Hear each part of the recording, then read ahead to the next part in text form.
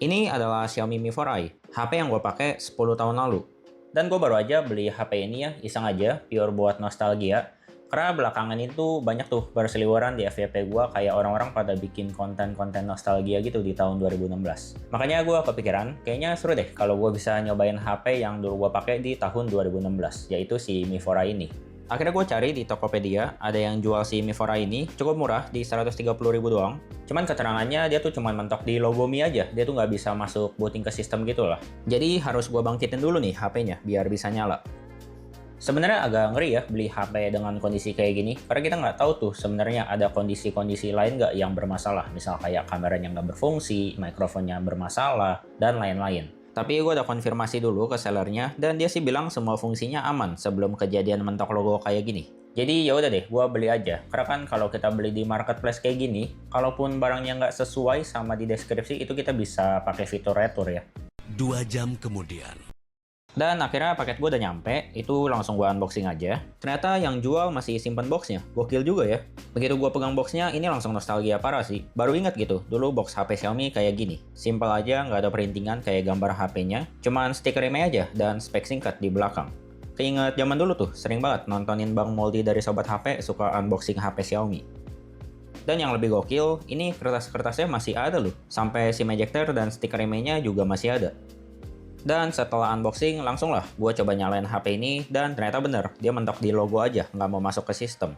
Gue dengan sok tahunya langsung menyimpulkan bahwa HP ini tinggal di flash aja, nanti juga bakalan nyala kok. Langsung lah gue downloadin file-file yang gue butuh buat flash HP ini, terus gue coba flash HP ini kayak flash HP Xiaomi pada umumnya, masukin dia ke mode fastboot, colok HP-nya ke PC, buka aplikasi Mi Flash Tool, lalu flash HP-nya deh, dan nunggu sampai prosesnya selesai. Dan hasilnya tetap aja sih, HP-nya mentok di logo Mi aja ya. Gue udah coba ganti kabel, udah coba ganti file firmware-nya, itu tetap aja, nggak bisa juga. Kemudian gue nggak nyerah, gue tetap mau flash HP ini, tapi pakai mode IDL yang pakai test point gitu. Dan ternyata sama aja, keterangannya error-error juga. 1 jam yang sia-sia lah pokoknya. Dan barulah di sini gue coba-coba cari tahu ya ke grup Facebook Mi 4i yang udah lama banget buat cari tahu, siapa tahu ada yang pernah ngalamin hal yang sama kayak HP ini. Ternyata beneran ada tuh yang ngalamin masalah kayak gini. Di komennya sih ada yang bilang kalau ini bisa jadi karena eMMC-nya udah lemah, jadi harus diservis gitu lah. Yang dimana gue sih nggak mungkin bisa ya buat ganti atau servis eMMC-nya, karena belum pernah juga. Dan juga ada yang bilang itu mah masalah baterainya doang, tinggal diganti baterai aja itu nanti juga bakalan sembuh kok. Nah kalau baterai gue masih bisa lah coba-coba ganti baterai. Dan akhirnya gue pesen nih baterai si Xiaomi Mi 4i ini yang 20 ribuan aja, biar kalau nggak bisa nggak rugi-rugi amat. Setelah sampai di sini gue langsung pasang ya, nggak pakai lama, dan ternyata HP-nya nyala. Jadi pesan buat diri gue pribadi, lebih baik cari tahu dulu deh sebelum ngelakuin hal sesuatu ya. Karena kemarin gue sok tahu yang hasilnya itu cuma buang-buang waktu dan tenaga aja. Padahal ternyata masalahnya cuma di baterai. Ya nggak apa-apa lah ya, biar ada drama dikit di video ini. Sekarang ini HP-nya udah nyala nih, dan juga gue udah sempet tes-tes semua fungsinya ya, kayak kamera, speaker, dan lain-lain. Itu sih normal, sesuai kayak apa yang dibilang si seller. Nostalgia banget gak sih bentuknya kecil kayak gini ya, 5 inch, pas gitu, tampilannya juga dia belum yang full display, ya enak banget lah ukuran HP kayak gini buat digantongin. Ya HP-HP zaman sekarang mah gede banget ini. Terus di zaman itu yang cukup di marketingin itu ada fitur yang namanya fitur apa ya, sunlight display ya kalau nggak salah. Jadi dia kayak terangin area yang gelap aja, bukan kayak auto brightness gitu yang nerangin semua layar. Ini tuh yang area gelapnya aja yang dia terangin tuh. Kalian bisa lihat di bagian hitam situ, yang diterangin ya bagian yang itu doang. Terus di sini masih ada 3 tombol kapasitif, kalau kayaknya nggak kelihatan nih. Emang udah rada redup gitu sih lampu di HP ini. Kalau kita mau back, kita tinggal pencet yang kanan, terus kalau kita mau ke home pencet yang tengah, dan kalau mau ke recent app tinggal klik yang kiri sini. Terus buat ngecas HP ini masih pakai micro USB ya, nggak kayak kembarannya si Mi 4C yang udah pakai Type-C. Kalau nggak salah sih si Mi 4C ini dia juga jadi HP pertamanya Xiaomi yang ngadopsi USB Type-C di HP-HP-nya. Cuman sayangnya di sini Mi 4C gue udah rusak ya. Ini juga gue beli bekas. Dia tuh cuman layarnya pecah, jadi nggak bisa disentuh layarnya sekarang. Yang menurut gue legend sih ini ya. Ini legend banget sih logo Mi di sebelah kiri atas ini. Kayak buat penanda gitu. Kalau ini tuh seri Mi, bukan seri Redmi. Cuman sayangnya untuk logo ini udah mulai dihilangin sejak Mi 5S ke atas. Ya, karena ini dulu gue punya Mi 5S Plus, dia udah nggak ada logonya lagi di kiri atas ini. Padahal di Mi 5 tuh masih ada. Yang menurut gua aneh itu justru ada di bagian softwarenya nih. Karena HP ini tuh cuman kebagian update MIUI-nya aja, tapi dari sektor Android-nya sendiri, HP ini tuh nggak kebagian. Karena dari awal gua beli tuh gue inget banget kok, dia ngebawa Android 5 atau Lollipop. Bahkan sampai sekarang udah MIUI 9, ya, dimana dia udah lompat 3 angka, berarti dari MIUI 6 ke MIUI 9, dia tetap berdiri di Android 5. Terus buat tampilannya kalian bisa lihat ya kalau kalian pengen nostalgia dikit di bagian tampilan control centernya MIUI 9. Kurang lebih kayak gini.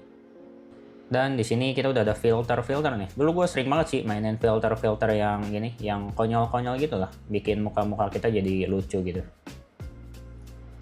Tadi gue juga ada iseng ngambil sedikit gambar pakai Mi 4i ini. Dulu sih gue ngerasa hasil kamera ini bagus banget ya, sebelum mata gue terbiasa sama hasil-hasil kamera yang sekarang tuh gila-gila banget. Sekarang gue lihat sih ini hasilnya oke aja, nggak jelek kok, masih bisa buat iseng-iseng ala digicam gitu. Processingnya juga nggak kayak HP mid-range zaman sekarang yang dibikin oversharp gitu. Tapi kalau videonya mah jelas ini kurang banget ya.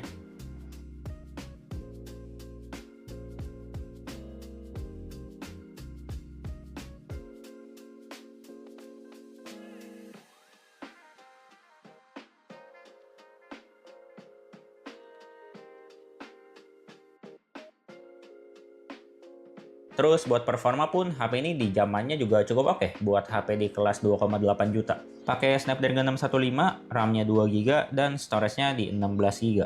Dulu sih gue pakai HP ini performanya lancar-lancar aja ya, mau gue pakai buat apapun, misalkan kayak main game, kayaknya waktu itu gue masih cukup sering deh main kayak Crisis Action gitu. Di HP ini itu lancar, dengan syarat kita nyalain aja mode performance-nya.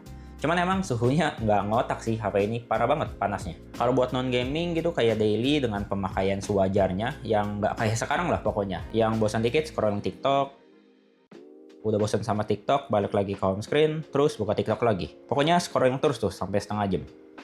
Paling dulu gue pakai buat chattingan di BBM atau Line ya, kalau kalian masih ingat BBM di Android.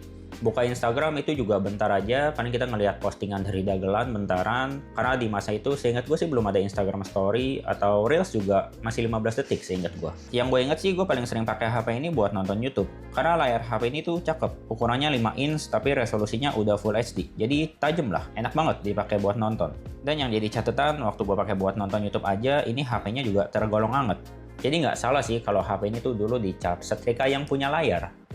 By the way, gue masih ada nih screenshotan Antutu zaman dulu yang hasilnya segini si Mi 4i. Kalau buat sekarang itu jelas nggak bisa diharapin lagi ya performanya. Terlebih HP ini kan mentok di Android 5 aja nih, jadi udah banyak aplikasi yang nggak disupport, kayak TikTok, IG, YouTube, itu nggak bisa di-download di HP ini. Nonton YouTube bisa sih kalau mau, itu pun lewat browser ya, tapi itu juga patah-patah nontonnya. Paling biar gue bisa install aplikasi populer zaman sekarang, itu gue perlu custom ROM dulu nih. Minimal biar gue bisa pakai buat nonton YouTube lah, atau denger lagu di Spotify. Akhirnya di sini gue coba pasang custom ROM ya di HP ini. Caranya juga nggak susah, karena waktu gue cari tahu, ternyata di Mi 4i ini nggak perlu unlock bootloader, tinggal install TWRP aja. Terus kalau file ROM-nya udah siap, di sini kita tinggal install aja tuh ROM sama GApps-nya via TWRP.